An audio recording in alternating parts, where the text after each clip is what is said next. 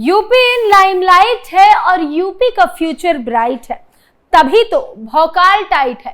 खबर कमाल और यूपी का हाल बताने आई है प्रियांशी मिश्रा। आज का भौकाल। सबको मेरा नमस्कार, राम राम। कैसे हैं आप सब? आशा करते हैं अच्छे होंगे, मस्त होंगे। देश में जिस हिसाब से रेप केस के मामले सामने निकल के आ रहे हैं, उसको जानकर बड़ी हैरानी होती है और ये चीज सोचने पर मजबूर करती है कि आखिर देश किस दिशा में जा रहा है। कोलकाता में हुए रेप कांड को ले लीजिए, अयोध्या में हुए रेप कांड को ले लीजिए या कन्नौज में हुए रेप कांड को ले लीजिए, आप देखिए तो पूरी कहानी सुनकर आपकी रूह कांप जाएगी। लेकिन हमारे देश में कुछ ऐसे भी लोग हैं जो अपराधियों को और अपराध को बढ़ावा देते हैं, जैसे कि हमारे अखिलेश भैया। अखिलेश भैया अपराधियों से मुलाकात करते हैं और उनका समर्थन करते हुए भी नजर आते हैं। अभी कुछ दिन पहले ही पवन यादव से अखिलेश भैया ने मुलाकात की थी। तो चलिए सबसे पहले आपको बता देते हैं कि आखिर कौन है ये पवन यादव। पवन यादव वो शख्स हैं जिसने लखनऊ के मरीन ड्राइव पर महिला के साथ बदसलूकी करके उसे पानी में गिरा दिया था और उन्हीं अपराधियों में से एक हैं पवन यादव। जब उसे जमानत मिली तब अखिलेश भैया ने उससे मुलाकात की, हाल चाल लिया। मतलब क्या करना चाहते हैं अखिलेश भैया, क्या जताना चाहते हैं वो, कुछ समझ में नहीं आ रहा है। और बिना अखिलेश सर की परमिशन के कोई उनसे मिल भी नहीं सकता है, तो इसका तो साफ सीधा मतलब है कि अखिलेश भैया अपने मन से उससे मिले हैं। लेकिन अब योगी बाबा ने भी जमकर अखिलेश जी की क्लास लगा दी है और उन्हें अपराधियों का संरक्षण बताया है।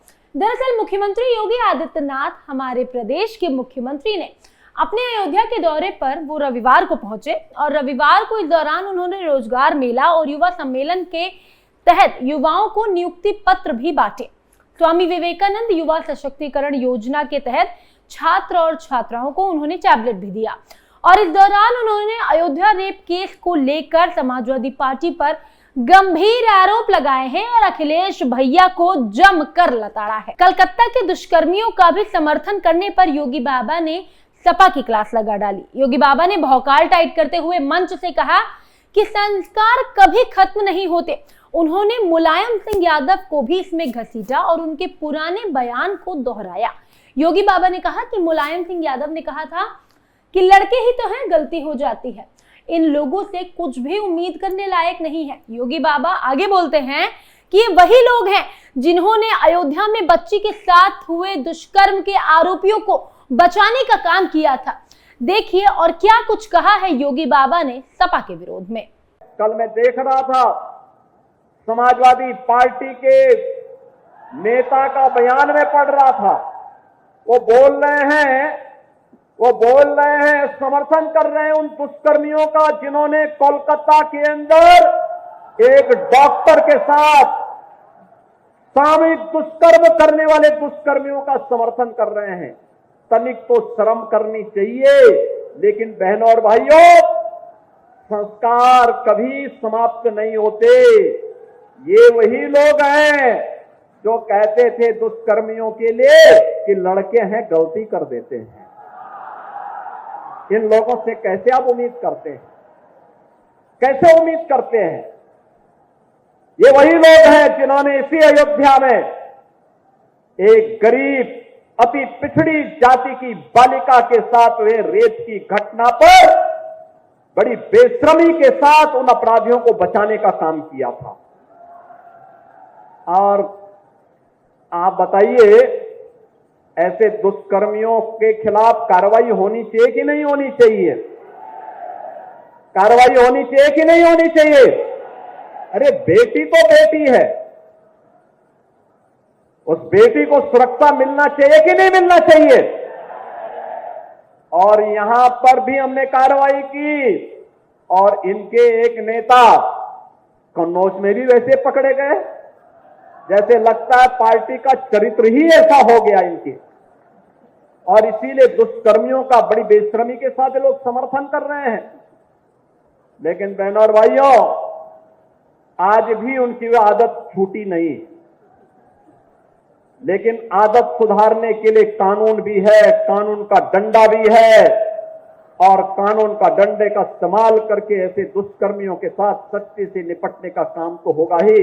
योगी बाबा कहते हैं कि लगता है पार्टी का चरित्र ही ऐसा हो गया है, क्योंकि इन्हीं के नेता कन्नौज में भी ऐसे ही मामले में दोषी पाए गए हैं और ऐसे ही दुष्कर्मियों को बड़ी बेशर्मी से वो मदद कर रहे हैं। योगी बाबा ने भौकाल टाइट करते हुए कहा कि आदत अगर नहीं सुधरी तो आदत सुधारने के लिए कानून का डंडा हमेशा तैयार रहता है और ऐसे अपराधियों से सरकार जरूर निपटेगी। सीएम योगी आदित्यनाथ, हमारे प्रदेश के सीएम, ने कहा कि हमारा युवक हमारे प्रगति का मापक है, भारत के सशक्तिकरण का माध्यम है।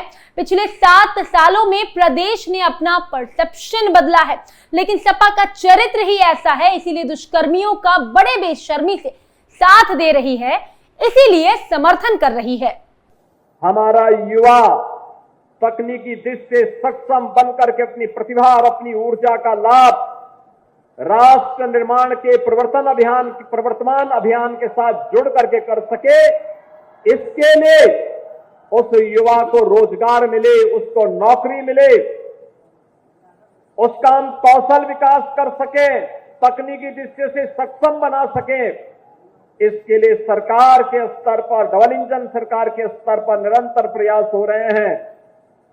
तो नारी सशक्तिकरण के लिए जो प्रयास किए जा रहे हैं, बेटी बचाओ बेटी पढ़ाओ से लेकर के लगातार अलग अलग क्षेत्र में जो प्रयास प्रारंभ हुए हैं, आज उसके परिणाम हम सबके सामने आ रहे हैं।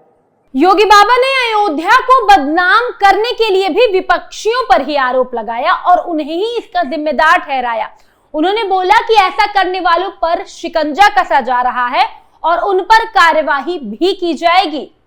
कि अयोध्या में धर्मपथ और रामपथ पर 3800 स्ट्रीट लाइट चोरी हो गई, यानी अयोध्या की जनता को और अयोध्या वासियों को कटघरा में खड़ा करने का ये प्रयास ये विपक्षी दलों के लोग करते हैं। सच्चाई क्या थी? वेंडर को मार्च तक स्ट्रीट लाइट लगानी थी, चुनाव के कारण नहीं लगाया।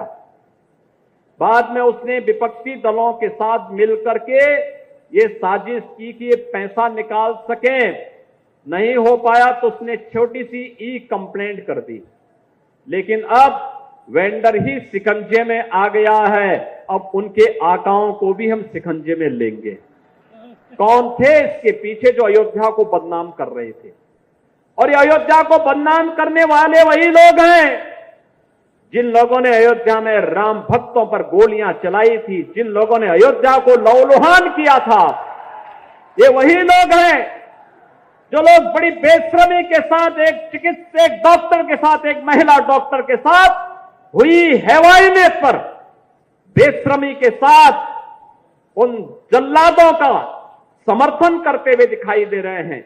ये वही लोग हैं जाके पिछड़ी जाति की बेटी के साथ हुए हैवानियत पर उन दुष्कर्मियों के साथ खड़े हैं, कहते हैं निर्दोष है। योगी बाबा ने कहा कि लखनऊ कांड के आरोपी के बचाव में उतर आए सपा प्रमुख और कहने लगे कि ये निर्दोष है, मानो पूरी पार्टी का यही एकमात्र लक्ष्य हो। योगी बाबा ने प्रदेश में कहा, लेकिन अब किसी को भी उनके प्रदेश में भ्रमित नहीं किया जा सकता, क्योंकि योगी हर अपराधी को सबक सिखाने के लिए तैयार है और हमेशा की तरह प्रदेश में बाबा का भौकाल टाइट था और हमेशा से टाइट रहेगा। फिलहाल आज के एपिसोड में इतना ही। कल फिर से हाजिर होंगे एक भौकाली मुद्दे के साथ। तब तक सबको मेरा नमस्कार।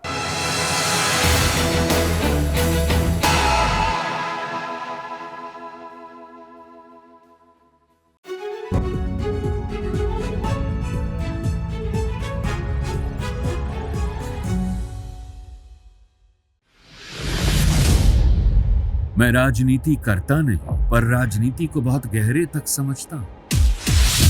मैं लोगों के बीच रहता हूं, लोगों के मन को अच्छे से जानता हूं।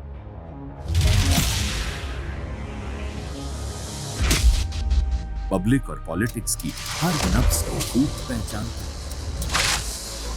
संघर्ष की सियासत से सत्ता के सिंहासन तक मैं हर खबर से खरा सच निकालता हूं। ना कोई दौड़, ना कोई race. Capital B, Uttar Pradesh.